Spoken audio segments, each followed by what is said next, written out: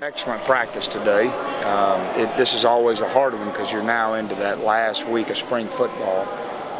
But we only have 2 practices left and 2 real ones. We're in helmets on Thursday.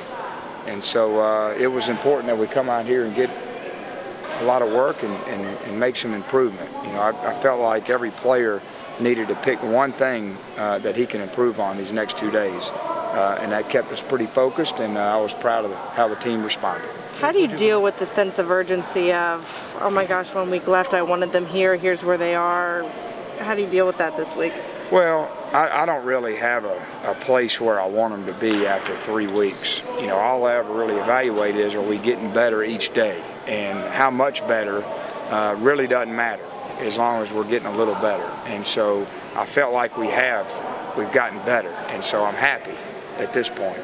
But I won't be happy if we come out tomorrow and don't get a little better. So that's all I measured on. Every day, are we getting a little better than we were yesterday? Is the organization better? Is the program better? Is the team better? Are the coaches better? And as long as we stay on that track, we'll get to where we want to be. How are 3 or 4 banged-up linebackers doing at the moment? Well, Austin has a sprained knee, so he's okay, but he didn't practice. And Greg King has I guess a mild concussion. He's okay. We ran him around, but we didn't hit him. He should be back. And who's the other guy? Probst? Yeah, Probst still has a hamstring, which I'm still doing some research on how, when you're not fast, you can pull a hamstring, because I hadn't figured it out yet. You know, the hamstring pull is from a big, long stride. You're moving, your body moves a little faster than it can handle. Are you expecting any of them, all of them, to play Saturday? Or? Yeah, I'm expecting probably, you know, I don't know, I go day to day, but we'll see. The injuries, the reason Shane Rivez got there, top of that? Yeah, we have 4 linebackers out right now, if you count Herman. So Herman, Austin, Greg King, and Probst.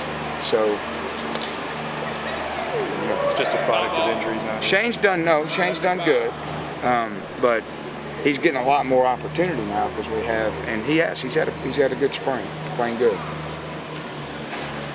Anything else?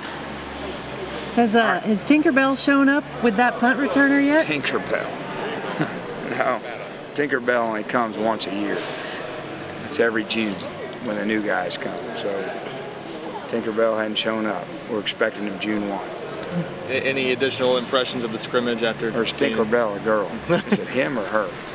It's a her. It's a her, that's what I thought. So we're expecting her to show up. Fly around indoor. After seeing the film, any additional impressions of the scrimmage that you didn't initially have? I felt kind of the same way I felt after the scrimmage. I saw a lot of improvement in our intangible, in our competitive character. You know, the toughness, the discipline. I felt like that our young offensive, quote, talented guys performed the way we're expecting them to perform.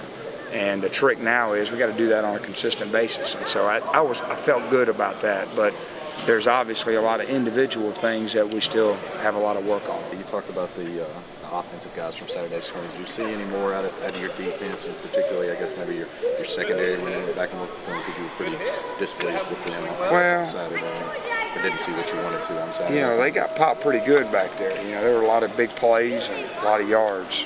I didn't feel like they played with the physicality that the defense played the first scrimmage. And that was the difference. It was a total, you know, a different level of physicality on one side of the ball than the other. Same kind of thing it was on the first scrimmage. How much maturity, I guess, has Brent Brewer shown you this spring with just how he's handled everything and come back and went to work on the field? Been incredibly impressed with him, but not surprised. Expected him to do exactly what he's doing. He's gotten better every day. He's got a great attitude, and we're expecting big things from him. Several of the guys talk about the hit that he put on Fugit in the first scrimmage. Yeah, he stroked him pretty good. I think it would have been a penalty, unsportsmanlike. Was it late or led with the helmet? Or? Yeah, I think it was a launch above the shoulders, and he took him out pretty good. And we don't, you know, want it to be. I mean, I love the aggressiveness, so I didn't really get upset. but we got to make sure we don't, push the edge on that in the game.